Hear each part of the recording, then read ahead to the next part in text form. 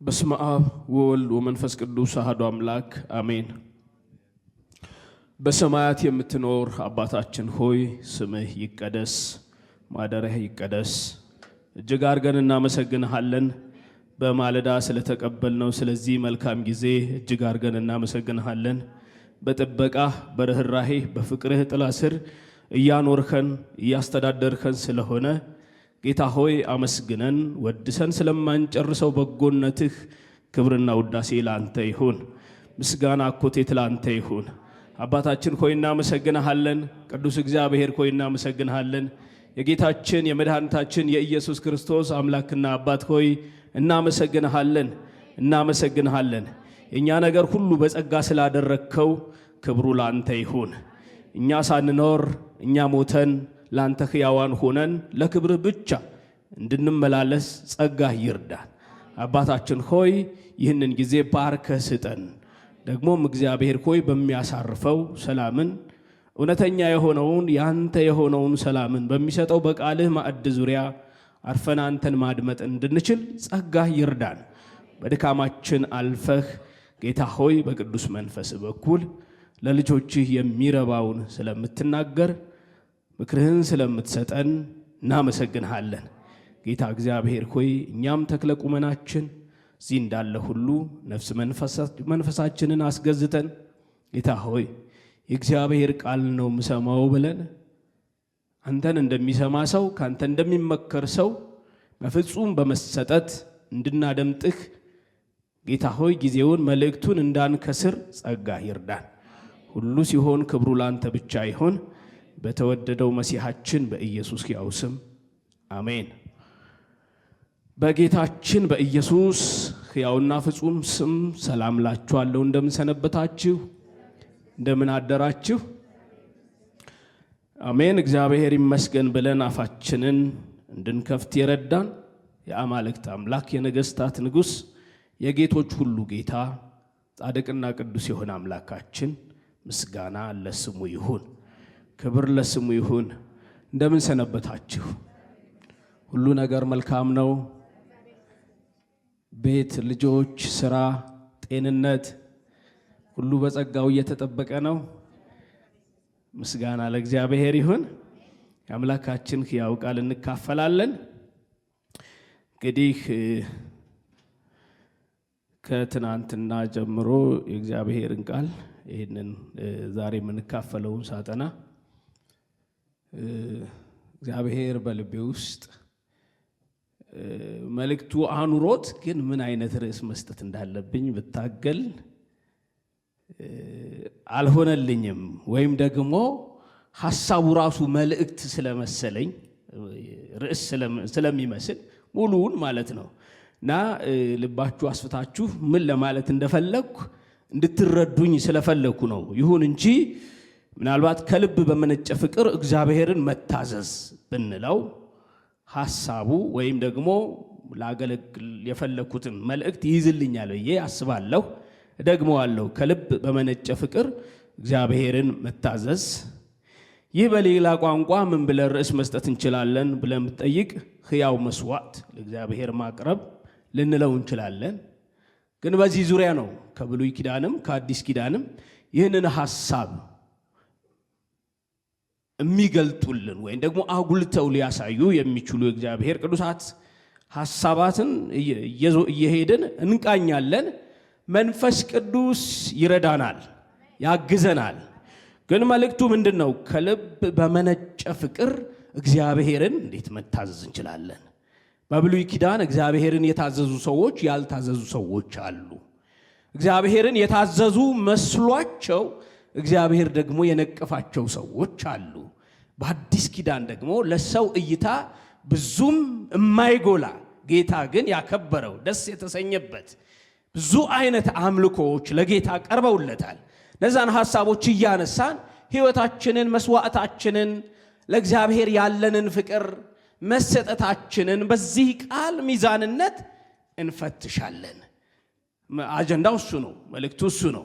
ዛሬ የነዚህ የኛ በዚህ ቤት ጣራ ስርና ይህንን አገልግሎት የሚመለከት ሁሉ ይህ መልእክት ምንድነው? ታሪክ አይደለም። ታሪክ አንተርክም። ታውቃላችሁ ነበረ እንደዛ ነበረ እያልን ለመለያየ ሳይሆን የእግዚአብሔር ቃል ሕያው ስለሆነ በተነገረው ትናንትና በተነገረው ቃል ሕይወታችንን በመፈተሽ ከአምላካችን ከእግዚአብሔር ጋር እንዴት እንደ ሐሳቡ መመላለስና መኖር እንደሚገባን ማስረገጥ ነው። የእግዚአብሔር ቃል ምንድነው? ሕያው ነው። ሕያው ነው ማለት ምን ማለት ነው? ዛሬም ይሰራል ማለት ነው። እንደ መቼው እንደ ያኔው ነብዩ ሲናገረው በእግዚአብሔር መንፈስ እንደተናገረው እግዚአብሔር ተናገረኝ ብለው ሕዝቦቹ እንደተቀበሉት ሐዋርያው ሲያስተምረው ሲናገረው የእግዚአብሔር ቃል ነው መንፈስ ቅዱስ በሐዋርያው በኩል ተናገረን ብለው ማልቀስ ከተገባቸው አልቅሰው በእንባ ወደ እግዚአብሔር እንደሚመለሱ ደግሞም በታላቅ ሐሴትና ደስታ ለእግዚአብሔር እየተቀኙ እግዚአብሔርን እንዳከበሩ ቃሉ ሕያው ስለሆነ በሚመክረን አንግል መቀጣት ያለብን ከጸጋው ዙፋን ፊት ዝቅ ብለን እንቀጣለን። ማክበር ያለብን እንደዚሁም ደግሞ በልጁ በክርስቶስ ኢየሱስ እግዚአብሔርን እንደሚገባ እናከብራለን። መስዋዕትንም ማቅረብ የሚገባን ከሆነ እንደዚሁ እንድናቀርብ ምክንያታችን ምንድነው? ቃሉ ሕያው ስለሆነ የሚሰራ ስለሆነ እግዚአብሔር ይመስገን። አምላካችን ቃል የሚለየው ከሰው ቃል በዚህ ነው። ሁልጊዜ ምንድነው? ሕያው ነው። ሁልጊዜ ሕያው ነው። ሁልጊዜ በእግዚአብሔር መንፈስ ነው የሚነገረው። ሁልጊዜ የሚሰራ ነው። ሁልጊዜ እንደተናገረው እንደዛው ነው። እግዚአብሔርን ወክሎ የሚሰራ ቃል ስለሆነ ለቃሉ አንድም ቀን ልባችሁ እንዳይወርድ። ሁልጊዜ የእግዚአብሔር ቃል ምንድነው? የሚሰራ ሕያው ነው። ስለ ቃሉ አምላካችን የተመሰገነ ይሁን። አንዳንድ ሰው ሞኝ ነው። እግዚአብሔር እንደሚናገረው አይገምትም። ቃሉ ከሚናገረው ይልቅ አንድ ነቢይ ሲናገር የእግዚአብሔር ቃል እንኳን ባይሆን የነቢዩ ቃል ክብደት አለው። ይሄ በጣም ትልቅ ስህተት ነው። የእግዚአብሔር ቃል እግዚአብሔር የሰጠን ቃል ነው። አምላካችን ያውራን ስንል ቃሉን መግለጥ ነው አይደለ? እግዚአብሔር ይናገረኝ ስንል ወደ ቃሉ ገብተን ቃሉን ማየት ነው። እኛ ደግሞ እግዚአብሔርን እናውራው ካለን እንጸልያለን ተባብለናል። ስንጸልይ እግዚአብሔርን እናውራዋለን። ቃሉን ስናጠና ደግሞ እግዚአብሔር እኛን ይናገረናል ማለት ነው። ስለዚህ የእግዚአብሔር ቃል ሕያው ነው። ስሙ ብሩክ ይሁን። ለመልእክታችን መሰረታዊ ሐሳቦች ከሆኑ ክፍሎች አንደኛ ሳሙኤል ምዕራፍ 15 ከቁጥር 22 እስከ 23 ያለውን አነባለሁ። ቀጥዬ ደግሞ ሮሜ 12:2 አነባለሁ። አንደኛ ሳሙኤል 15:22 ላይ በውኑ የእግዚአብሔርን ቃል በመስማት ደስ እንደሚለው እግዚአብሔር በሚቃጠልና በሚታረድ መስዋዕት ደስ ይለዋልን? እነሆ መታዘዝ ከመስዋዕት ማዳመጥም የአውራ በግ ስብ ከማቅረብ ይበልጣል። አመፀኝነት እንደ ሟርተኛ ኃጢአት፣ እልከኝነትም ጣዖትንና ተራፊንም እንደ ማምለክ ነው። የእግዚአብሔርን ቃል ንቀሃልና እግዚአብሔር ንጉሥ እንዳትሆን ናቀህ አለ። ሳሙኤል ነው። ማነው ተናጋሪው? ሕያው እግዚአብሔር ነው። ለማ? ለሳኦል። ሮሜ ምዕራፍ 12 ቁጥር 2 ላይ የእግዚአብሔር ፈቃድ እርሱም በጎና ደስ የሚያሰኝ ፍጹምም የሆነውን ነገር ምን እንደሆነ ፈትናችሁ ታውቁ ዘንድ በልባችሁ መታደስ ተለወጡ እንጂ ይህንን ዓለም አትምሰሉ። ስለ ቃሉ አምላካችን እግዚአብሔር ተመሰገነ ይሁን። ነቢዩ የሚናገረው ነቢዩ ሳሙኤል የሚናገረው እግዚአብሔርን እንዴት ባለ መንገድ መታዘዝ እንደነበረበት ንጉሡ ሳኦል ከእግዚአብሔር ዘንድ ቃል መጥቶለታል። የመጣው ቃል ምንድነው? የአማሌቃውያንን ወይም የአማሌቅን ዝክር ከምድረ ገጽ እንዲያጠፋ። ምክንያቱ ምንድነው? እግዚአብሔር ጨካኝ ስለሆነ ሳይሆን የእግዚአብሔር ሕዝብ ግብፅን ለቆ ሲወጣ አማሌቅ አላስኬድ እያለ በመንገድ ይከለክል ነበር ይላል ክፍሉ ስታነቡት። ይከለክል ነበር። እግዚአብሔርን እየተቃወመ ነበር ማለት ነው። አማሌቅ እግዚአብሔርን እየተቃወመ እግዚአብሔር ሕዝቡን መርቶ ሲወጣ አማሌቅ በመንገድ ሆኖ ይከለክል ነበር። የእግዚአብሔርን ሐሳብ ይቃወም ነበር። ስለዚህ አማሌቃውያንን አጥፋ ብሎ እግዚአብሔር አዞታል። በእግዚአብሔር ክብር የተነሳሱት ከፍ ከፍ ያሉት እነዚህ አማሌቃውያን የእግዚአብሔርን ኃይል ስለተገዳደሩ በእግዚአብሔር ላይ ስላመጹ ዛሬ የምትታዘዘኝ ከሆነ አማሌቅን አጥፋቸው። ይህም ብቻ አይደለም፣ ዝክራቸው በምድር ላይ እንዳይቀር አድርግ። በሬዎቻቸው፣ ግመሎቻቸው የነሱ የተባለ ምንም አይነት ዝክር እንዳይኖራቸው። እግዚአብሔር ጨካኝ አምላክ አይደለም፣ የፍትህ አምላክ ነው። እግዚአብሔር ጻድቅ አምላክ ነው። እግዚአብሔር ቅዱስ አምላክ ነው። ለምን እንደዚህ ያደረክ አይባልም። ስራውን የሚመዝን ቅዱስ ነው። የእግዚአብሔርን ስራ መዝኖ ስራህን አስተካከል የሚለው ደፋር የለበትም። እግዚአብሔር የሚያደርገውን ያውቃል። ከዚህም በፊት መጽሐፍ ቅዱስ ሲናገር በእግዚአብሔር ላይ በኃጢአት የተነሱት ህዝቦች ወይም ደግሞ ምድርን እግዚአብሔር እንዳጸዳ መጽሐፍ ቅዱስ ይናገራል አይደል? እግዚአብሔር በክብሩ አይደራደርም። አንተ ማን ነህ የሚለው ሊኖር አይገባም። መንፈስ ቅዱስ ከዚህም ጭምር ነው የታደገን። እኛ በእግዚአብሔር ላይ አንተ ማን ነህ የምንል ሳንሆን በልጁ የተተረከው እሱ እግዚአብሔርን አምነነው ተገዝተነው ሕያው መስዋዕት እያቀረብን እንኖራለን። እግዚአብሔር ይመስገን። እግዚአብሔርን የምትታዘዙ ሆናችሁ በመዳናችሁ ደስ ይበላችሁ። እግዚአብሔር ይመስገን። ለእግዚአብሔርም ለሰውም ክፉዎች እንዳንሆን አድርጎ ሰርቶናል። ሕሊናችን በጎ እንዲሆን አድርጎ ሰርቶናል። እግዚአብሔር ይመስገን። ስለዚህ ይህ ንጉሥ ንግስናው እንዲቀጥል እግዚአብሔር በእስራኤል ላይ እንዲሾመው የእግዚአብሔር ሕግና ትእዛዛትን መጠበቅ ነበረበት። እግዚአብሔርን መስማት ነበረበት፣ ማድመጥ ነበረበት። ከእግዚአብሔር ይልቅ ቸር መስሎ መገኘት አይጠበቅበትም። ሳኦል ምንድን ያደረገው? እግዚአብሔር አጥፋ ካለው ለእግዚአብሔር ሊሰዋ። እጅግ ጥበብና ማስተዋል ያስፈልጋል። ቤተሰቦቼ እግዚአብሔር የተጸየፈውን ተጸየፉ። እግዚአብሔር እርም ያለውን እርም ነው በሉ። እግዚአብሔር የወደደውን ውደዱ። እግዚአብሔር የጠላውን ጥሉ። ከእግዚአብሔር ጋር መስማማት ማለት እንደዚህ ነው። የእግዚአብሔር ቃል ሳሙኤልም ከቁጥር 12 ጀመርኩ። ሳሙኤልም ወደ ቀርሜሎስ መጣ፣ እነሆም የመታሰቢያ አምድ ባቆመ ጊዜ ዞሮ አለፈ። ወደ ጌልጌላም ወረደ የሚል ወሬ ለሳሙኤል ደረሰለት። ሳሙኤልም ወደ ሳኦል መጣ። ሳኦልም አንተ ለእግዚአብሔር የተባረክሁን የእግዚአብሔርን ትእዛዝ ፈጽሜአለሁ ብሎ ተናገረ። ማን ነው እሱ? ንጉሡ።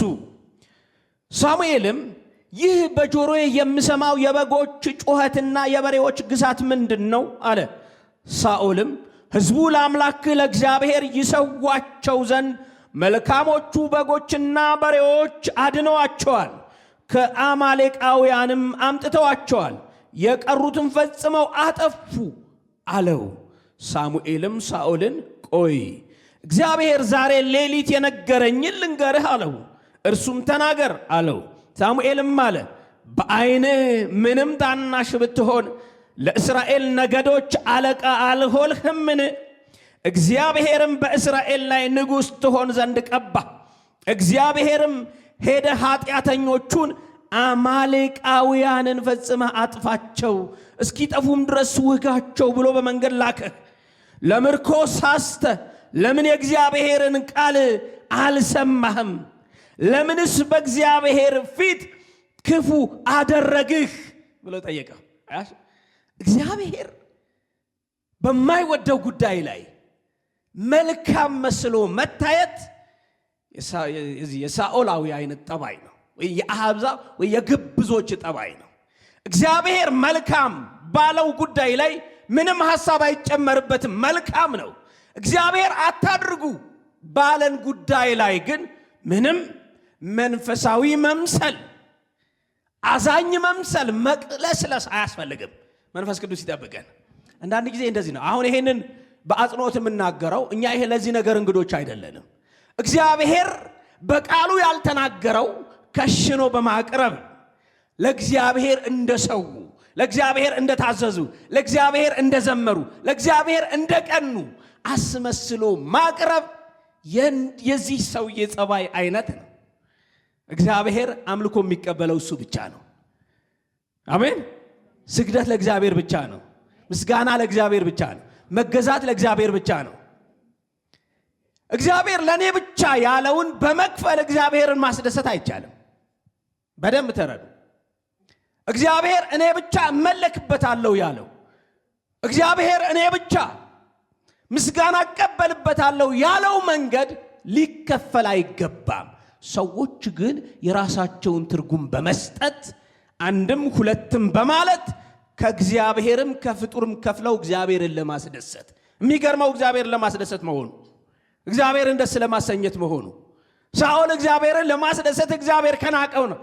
ደግሞ እኮ የሚገርማችሁ ነገር ሳኦል መልሶ ሲናገር እንደዚህ ነው የሚለው፣ የእግዚአብሔርን ቃል ለሳሙኤል ሲናገረው የእግዚአብሔርን ቃል ሰምቻለሁ አለ። ከሰማ እግዚአብሔር ጨርሰ አጥፋ ነበረ ያለው፣ ጨርሶ ማጥፋት ነበረበት። የእግዚአብሔርን ቃል ሰምቻለሁ፣ እግዚአብሔርም በላከኝ መንገድ ሄጃለሁ፣ የአማሌቅን ንጉሥ አጋግን አምጥቻለሁ፣ አማሌቃውያን ፈጽሜ አጥፍቻለሁ። ሕዝቡ ግን ለአምላክ ለእግዚአብሔር በጌልጌላ ይሰዉ ዘንድ ከእርሙ የተመረጡትን በጎችና በሬዎች ከምርኮ ወሰዱ አለ። እግዚአብሔር ይጠብቀን። ከምኑ? ከእርሙ። እግዚአብሔር እርም ካለው ላይ ለእግዚአብሔር ሊሰዉ ሕዝቡ። ምን አይነት መንፈሳዊነት! ምን አይነት መታዘዝ ነው! ይሄ መታዘዝ አይደለም፣ አመጽ ነው። ራሱ ነቢዩ ይናገራል። ቀጥሉ። አመጽ ነው፣ አመጽ ነው። እግዚአብሔር እርም ያለው፣ እግዚአብሔር ያልተናገረው፣ እግዚአብሔር የማይከብርበት ነገር የእግዚአብሔር ማስመሰል፣ በቃሉ ያልተጻፈው የተጻፈ አድርጎ ማቅረብ፣ ማስመሰል እጅግ በጣም ቀፋፊ ነው። ቃሉ ራሱ እንደሚናገር ከእርሙ፣ እንደው ቃሉ እንኳ ቢቀይር እኮ ጥሩ ነበረ። ሳኦል ከእርሙ ለእግዚአብሔር ምን ሊያደርጉ? ሊሰዉ አስቀሩ። እነማ? ሕዝቡ። እግዚአብሔር ይጠብቀን። አለ አልፎ አልፎ አለ። ሕይወትን መፈተሽ ጥሩ ነው። ከእርሙ ለእግዚአብሔር ማቅረብ አልፎ አልፎ ይታያል። መንፈስ ቅዱስ ይርዳን። ከእርሙ መንፈሳዊ እያስመሰልን ጥሩ መዓዛ ያለው አስመስለን ለእግዚአብሔር የሚገባው አስመስሎ ማቅረብ አንዳንድ ጊዜ አልፎ አልፎ ይታያል። ልባችሁን ፈትሹ። አይምሯችንን፣ መስዋዕታችሁ፣ መሰዊያችን እንድንፈትሽ ይረዳናል፣ እንድንፈትሽ ያደርገናል። ይህንን ቃል የእግዚአብሔርን ቃል ሰምቻለሁ፣ እግዚአብሔርን በላከኝ መንገድ ሄጃለሁ፣ የአማሌቅን ንጉሥ አጋግን አምጥቻለሁ፣ አማሌቃውያን ፈጽሜ አጥፍቻለሁ። አማሌቃውያንን አጥፍታ አጋግን አምጣ የሚል እግዚአብሔር ቃል የለም፣ አልተጻፈም። ዝክራቸውን ጨርሳ አጥፋ ብሎት ጭራሽ ንጉሱን ይዞ መጣ፣ ሊንከባከበው ማለት ነው። ሕዝቡ ግን ለአምላክ ለእግዚአብሔር በጌልጌላ ይሰዉ ዘንድ እንደው እግዚአብሔር እንደው ያሳያችሁ። የሚሰዋ ጠፍቶ ነው ከአማሌቃውያን ለእግዚአብሔር የሚሰዉት። አያችሁ፣ አንዳንድ ጊዜ ሰይጣን እንዴት እንደሚያስት አናቀው። እግዚአብሔር ከሰጠን ላይ ለእግዚአብሔር መስጠት እየቻለን በቃ የኛ የሆነውን ነገር እንዳይነካብን። ትናንትና የነበረው ሳኦል ይገዛው የነበረውን አይደለም እያወራን ያለ ነው። ዛሬ ስላለነው ጉዳይ ነው። ለእግዚአብሔር የሚገባ መስዋዕት በሚገባ በንጹህ መሰዊያ ለእግዚአብሔር እንድናቀርብ ጸጋው ይርዳን። እግዚአብሔር ከጠላው፣ እግዚአብሔር ከማይስማም፣ እግዚአብሔር ከማይፈልገው ነገር አንዳንድ ጊዜ ከልባችን የሚወጡ እጅግ በጣም ጸያፍ የሆኑ ንግግሮች እስኪ አንደበታችንን እንግራ። እኔ ዝም ብዬ አይደለም እናገረው። አንዳንድ ጊዜ ሰምቼ ባልሰማም ማልፋቸው ንግግሮች አሉ። ሰው እንደው እርድናም ይሁን ምንም ይሁን ይሄ ጉባኤ ልቡ ለእግዚአብሔር መሰዊያ ነው አይደለ? በልባችን እንቀኝለታለን፣ በልባችን እንኖርለታለን፣ በልባችን እንገዛለታለን። ከልብ ግን የተረፈ ወደ ውጭ ይወጣል። ልባችን ካልነጻ ወደ አፋችን ቆሻሻ ነገር ነው የሚወጣው። ከልባችን መዝገብ ነው የሚወጣው። ኑሯችን ነው ተቆርሶ የሚመጣው። ልምምዳችን ነው። መንፈስ ቅዱስ ይርዳል።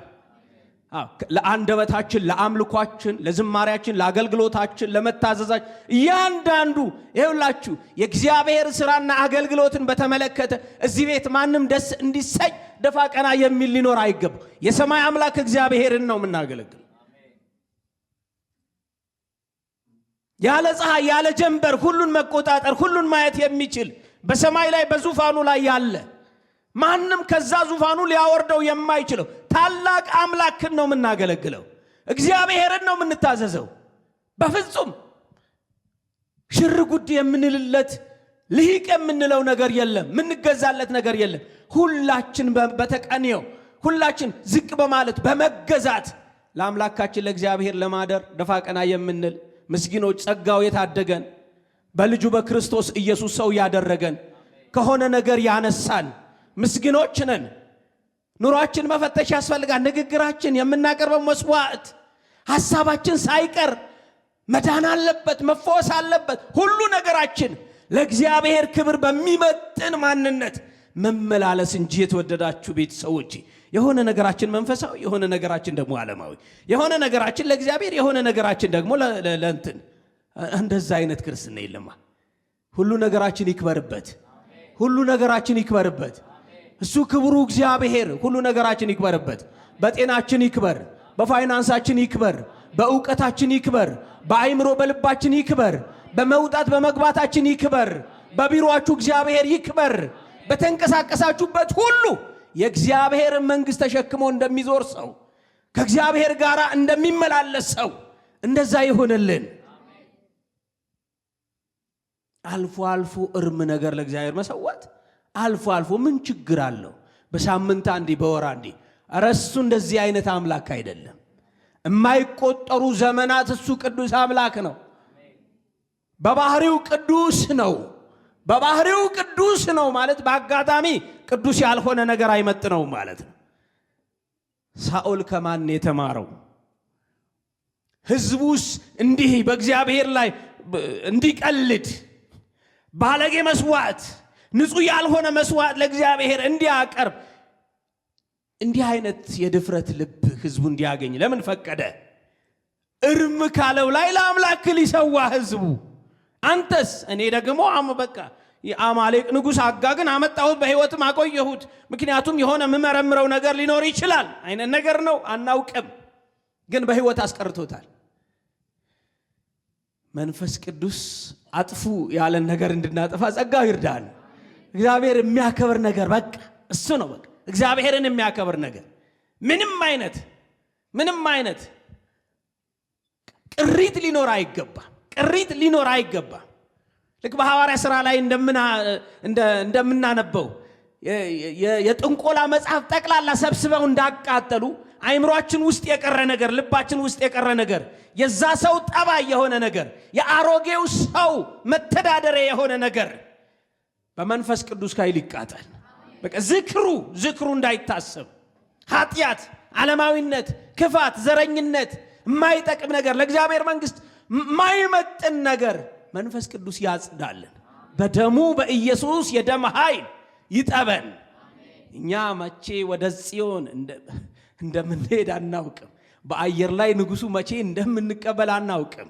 ሁልጊዜ ግን ይህንን እያሰብን እንጂ እንደ በቀልድ ማስመስሎ በተራም ነገር አስመስሎ እግዚአብሔር የማይከብርበት ነገር ቀልድም ቢሆን እኮ ለእግዚአብሔር ክብር ዞሮ ለእግዚአብሔር ክብር የሚሆን ነገር በዚያ ዙሪያ ማንንም የማይጎዳ እንደ ሰው ስርዓት እሱ ክፋት ላይኖረው ይችላል። ግን እርም ለእግዚአብሔር እርም ከተባለው ለዚህ ነው አንዳንድ ጊዜ ዝማሬ እኮ ለእግዚአብሔር ብቻ ነው የምንለው፣ ከእግዚአብሔር ውጪ እርም ነው። ስግደት ለእግዚአብሔር ብቻ ነው፣ ከእግዚአብሔር ውጪ አይደረግም። ግን ለዚህ ጥቅስ ጠቅሶ ለመላእክትም እኮ መስገድ ያስፈልጋል ማለት እርም ነው። በእኛ አውድ እንደዚህ ነው የምንተረጉመው። ለእግዚአብሔር የሚገባው ለእግዚአብሔር ብቻ። ደግሞ ባልተቀደሱበት ባልነጹበት ባልነጻ መሰዊያ ለእግዚአብሔር መስዋዕት ማቅረብ በራሱ እርም ነው። እኛ ምንድነን? የመንፈስ ቅዱስ ማደሪያዎች ነን። ልባችን መሰዊያ ነው። አንደበታችን መሰዊያ ነው። መስዋዕቱ ከውስጥ ነው የሚወጣው፣ ምስጋና ነው። ስለዚህ ማጉደፍ አይጠበቅብንም፣ ማቆሸሽ አይገባንም። መንፈስ ቅዱስ ያግዘን። ሕዝቡ ግን ለአምላክ ለእግዚአብሔር በጌልጌላ ይሰዉ ዘንድ ከእርም የተመረጠውን በጎችና በሬዎች ከምርኮ ወሰዱ አለው። ሳሙኤልም እንደዚህ አለ። ቅድም ያነበብኩላችሁ በውኑ የእግዚአብሔርን ቃል በመስማት ደስ እንደሚለው እግዚአብሔር በመቃጠልና በሚታረድ መስዋዕት ደስ ይለዋልን? ይህ ጉባኤ ሊረዳው ይገባል። እግዚአብሔር ቃሉን በማድመጥ ነው የሚከብረው። እንድናደምጠው ይፈልጋል እግዚአብሔር። እንድንሰማው እንድንታዘዘው ይፈልጋል። የኛ ስብና የኛ የአውራ በግ ስብ የኛ የሆነ ነገር በጭራሽ መስዋዕቱ እዛው ይቀመጥ። መጀመሪያ አንተ እኛ መጀመሪያ ቃሉን እየታዘዝን ነው ወይ? እግዚአብሔርን እየታዘዝነው ነው ወይ? እየሰማነው ነው ወይ? ያደመጥነው ነው? እግዚአብሔርን የሚናገረውን እግዚአብሔር የሚያዘንን የሚለንን እየሰማን ነው? ጸጋው ይርዳን። በውኑ የእግዚአብሔርን ቃል በመስማት ደስ እንደሚለው እግዚአብሔር በሚቃጠልና በሚታረድ መስዋዕት ደስ ይለዋልን?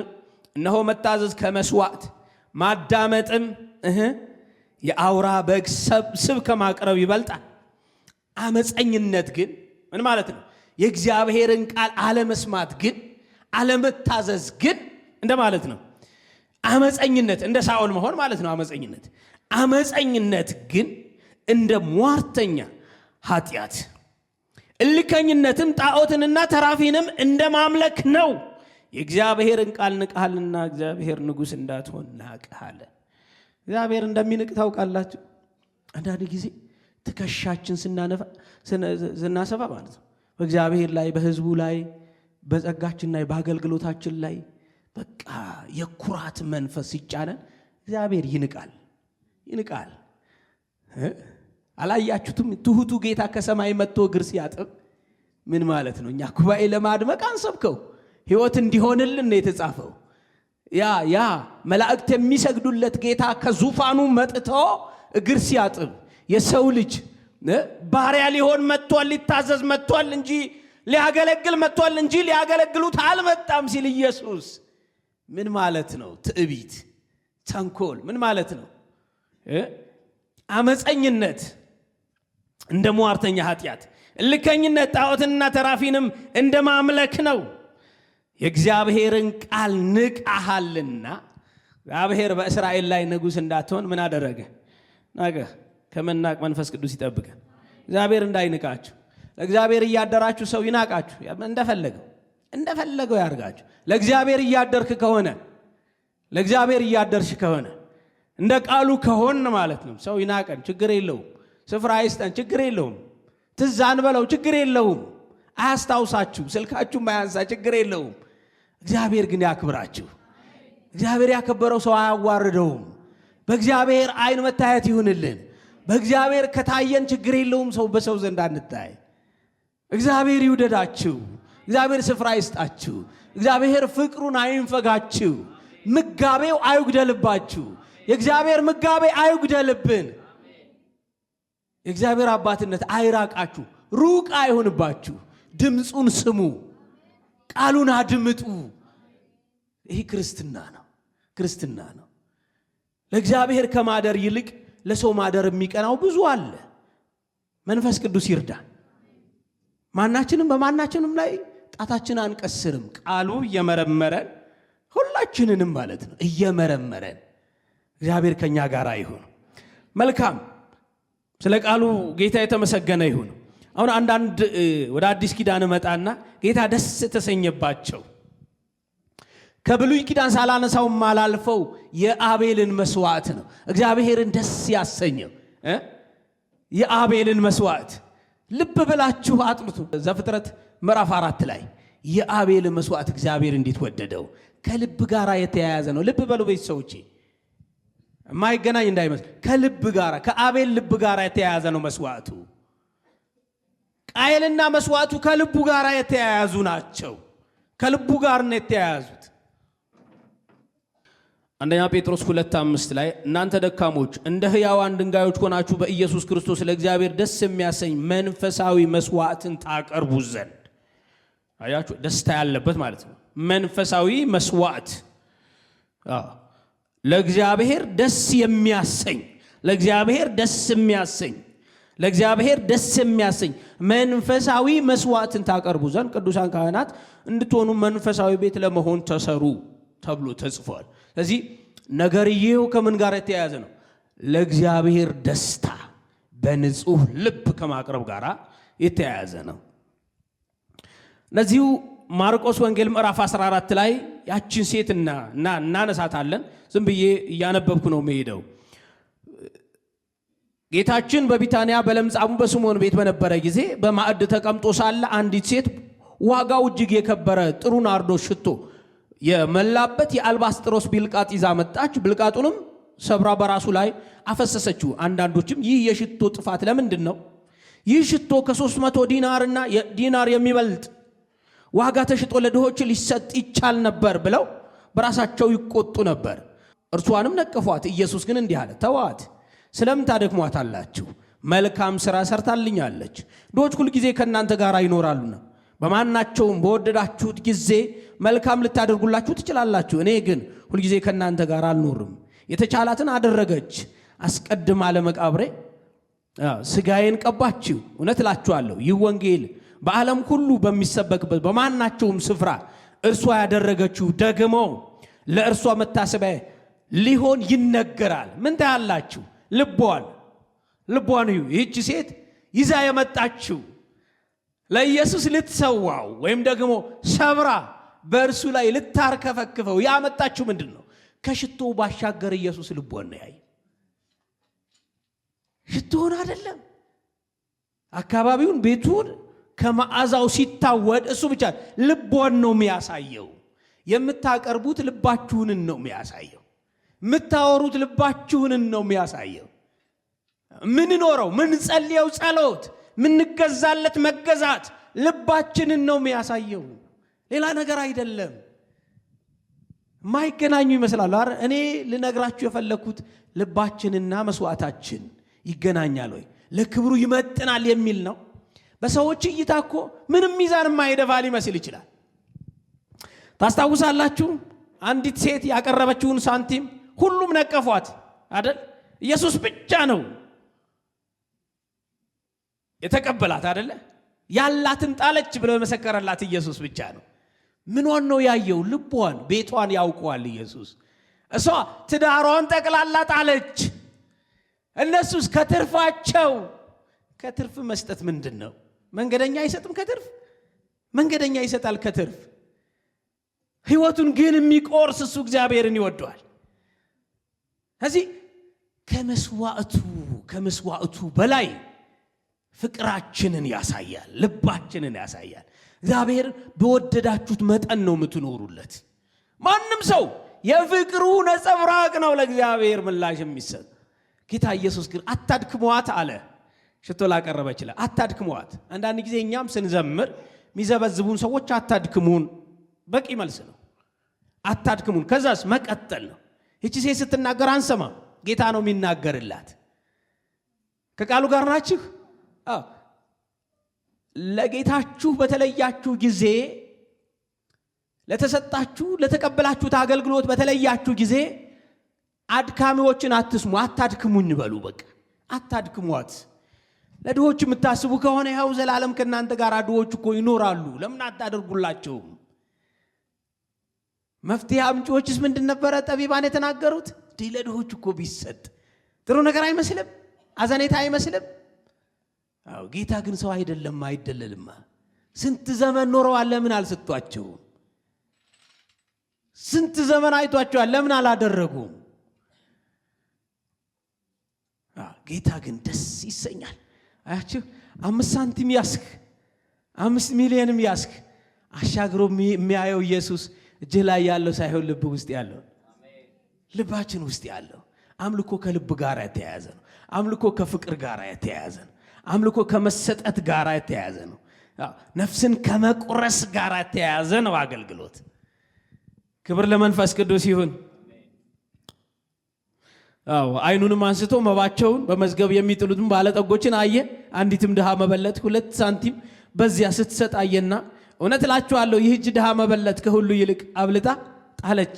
እነዚህ ሁሉ ከትርፋቸው ወደ እግዚአብሔር መዝገብ ጥለዋልና፣ ይህች ግን ከጉልበቷ የነበራትን ትዳሯን ሁሉ ጣለች። ይሄ ነው አምልኮ። ታማኝነት ይሄ ነው። እኛ የመረጃ ሰዎች ስለሆንን እኛ ምናምነው በብዛት ነው አይደል? በሚታይ ነገር ለመረጃ ጉልህ አድርገን ማለት ነው። ጉልህ ታስታውሳላችሁ? በፊት ሰው ይገርማችኋል፣ በሃይማኖት ቤቶች ስጦታ ውጭ ላይ ነው። እግዚአብሔር ይየው አየው እሱ አይደለም ትልቁ ነገር።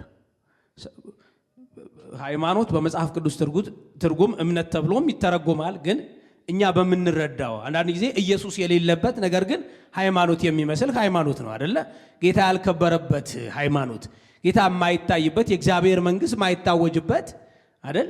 ልክ እንደ ቅድሙ መስዋዕት የተቀላቀለበት፣ እንደ ሳኦል መስዋዕት የተቀላቀለ ዝም ብሎ ተራ ሃይማኖት ጌታ የማይከብር ከሆነ እንደዛ ነው።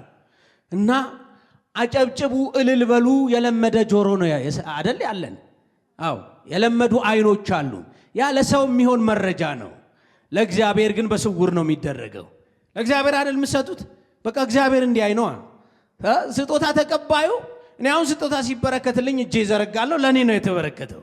ለእግዚአብሔርም ከሆነ እግዚአብሔር ብቻ ነው ማየት ያለበት። ስለዚህ ስጦታችሁ፣ አገልግሎታችሁ የልባችሁ ለመረጃ አይደለም። አገልግሎታችሁ ለመረጃ አይደለም። በሰው ዘንድ ለመሞገስ አይደለም። ቡራኬ ለመቀበል አይደለም። እግዚአብሔርን ለማክበር ነው። መንፈስ ቅዱስ ይርዳን። ጌታ ያያል እያንዳንዱ። ምንም መነጽር አያስፈልገውም። ኢየሱስ ምንም መረጃ ማንም ሊነግረው አይፈልግም። ኢየሱስ ደስ የሚለው እንደዚህ ነው። ምንም አይፈልግም። ውሎ አዳራችን ያውቃል። ሐሳባችን ይፈትናል። ያያል አይደል? ውስጣችን ያለውን ያያል ጌታ። ስለዚህ ጌታ በቃ ለሚያየው ለሱ መትጋት ነው። ያለ ምንም መረጃ ለሚያየው ለሱ ማደር ነው። ጸጋው ይደግፈን። የመጨረሻ ቃል የሉቃስ ወንጌል ምዕራፍ 17:11 ላይ ወደ ኢየሩሳሌም ሲሄድ በገሊላና በሰማርያ መካከል አለፈ። ወደ አንዲትም መንደር ሲገባ በሩቅ የቆሙ 10 ለምጻሞች ተገናኙ። እነርሱም እየጮሁ ኢየሱስ ሆይ አቤቱ ማረን አሉ። አይቶም ሂዱ ራሳችሁን ለካህናት አሳዩ አላቸው። እነሆም ሲሄዱ ነጹ። ከነርሱም አንዱ እንደተፈወሰ ባየ ጊዜ በታላቅ ድምፅ እግዚአብሔርን እያከበረ ተመለሰ። እያመሰገነውም በእግሩ ፊት በግንባሩ ወደቀ። እርሱም ሳምራዊ ነበረ። ኢየሱስም መልሶ 10 አልነጹምን? አሁን አነጋጋሪው እዚህ ጋር ነው። አልነጹምን? 9ኙስ ወዴት አሉ? ከዚህ ከልዩ ወገን በቀር እግዚአብሔርን ሊያከብሩ የተመለሱ አልተገኙም አለ። እርሱም ተነሳና ሂድ እምነትህ አድኖሃል አለው። ጌታ ይመስገን። ተቀብለን እንዳልተቀበልን ከመሆን ይጠብቀን። ይሄ ሰው ልዩ ወገን ተባለ አይደል? ልዩ ወገን ሳምራዊ ነበረ። ልዩ ወገን እነዛ ምናልባት አይሁዶች ሊሆኑ ይችላሉ፣ አናቅም። ይሄ ሰው ግን ባህሪው ወይም ደግሞ ማንነቱ ተገልጧል። ልዩ ሰው ተብሏል። ሳምራዊ ነው። ሳምራዊ ደግሞ በአይሁድ ዘንድ የተናቁ ናቸው። አይሁዳውያን ደግሞ ለሚታየው ነገር ለመረጃ ደፋ ቀና የሚሉ ናቸው። ስለዚህ እንደ አንዱ ሳምራዊ በነዚያ ዘንድ እንደሚናቀው ነገር ግን ለኢየሱስ ስላደረገው፣ ስላነጻው፣ ስላዳነው የሚገባውን ክብር ለመስጠት ዝም ልል አይገባም፣ ልሰግድለት ይገባል ብሎ ሄዶ ሲሰግድለት እንደሱ መሆን ነው ያለብን ወይስ ደግሞ አገልግሎት አለብን ብለን ጥለን መሄድ ነው ያለብን? ጸጋው ይርዳን። ጌታ ኢየሱስ ምንድን ነው ያለው? እግዚአብሔርን ሊያከብሩ 9ኞቹ ለምን አልተመለሱም ነው? ይሄ ሰው እግዚአብሔርን ነው ያከበረው አይደል? ጌታ ኢየሱስ አምልኮ የሚቀበል ጌታ ነው። ከተፈወሱ በኋላ ጥለው ሄዱ። ኢየሱስ ግን ደስ ተሰኝቶበታል። ባቀረበው መስዋዕት፣ በስግደቱ፣ የሚገባውን ክብር በመስጠቱ ጌታ ኢየሱስ ደስ ተሰኝቷል። ስለዚህ የተወደዳችሁ እግዚአብሔር ልጆች ጌታ የሚደሰትብን እንድንሆን ጸጋው ይርዳን። እግዚአብሔር ደስ የሚሰኝብን ያቀረብነው የያዝነው የምንከተለው የምናገለግለው አገልግሎት በፊቱ ሞገስ ያገኝ። ይህ ደግሞ የሚሆነው ልባዊ በሆነ መታዘዝ ነው። ለእግዚአብሔር በመቅናት ስንታዘዝ፣ ለእግዚአብሔር በመቅናት በመለየት በቅድስና የምናቀርብ ከሆነ ውጫችንም ንግግራችንም ድርጊታችንም ጭምር በዛው ልክ ነው የሚሆነው። አንዳንድ ጊዜ ዝም ብሎ አይደለም ወደ ውጭ የሚወጣው ልክ ያልሆነው ነገራችን ወደ ውስጥ ያሳብቃል ማለት ነው። ስለዚህ ሁላችንም ከቁጥር ሳያጎድለን እግዚአብሔር ደስ የሚሰኝብን ምርጦቹ ቅሪቶቹ ጌታ ሁል ጊዜ ክብር የሚቀበልብን ከኛ ክብር የሚቀበል ንጹህ መስዋዕት አቅራቢዎች መንፈስ ቅዱስ ያድርገን። ከግብዝነት ህይወት እግዚአብሔር ያድነን። እግዚአብሔር እርም ካለው ላይ ለእግዚአብሔር ለመሰዋት ሃይማኖታዊ መልክ ለብሶ ደፋ ቀና ከማለት እግዚአብሔር መንፈስ ቅዱስ ይጠብቀን። እንጸልይ። አምላካችን ሆይ እናመሰግንሃለን። በማለዳ ስለሰጠህን ሕያው ቃል ምስጋና ላንተ ይሁን። አንተ ቅዱስ ነህ ጌታ ሆይ፣ በባህሪህ ቅዱስ ነህ። ነቀፋ የሌለብህ ቅዱስ ነህ። እንከን ነውር የሌለብህ ቅዱስ ነህ። ቅዱስ ለሆንከው ላንተ ተቀድሰን ቅዱስ ንጹህ የሆነ መስዋዕት ከልባችን ላንተ እንድናቀርብ በፍቅር እንድናቀርብ ጸጋህ ይርዳን። አባት ሆይ ጸጋህ ይርዳን። አባት ሆይ ጸጋህ ይርዳን። ሁሉን ለምትችል ላንተ ክብር ይሁንልህ። በጌታችን በኢየሱስ ስም አሜን።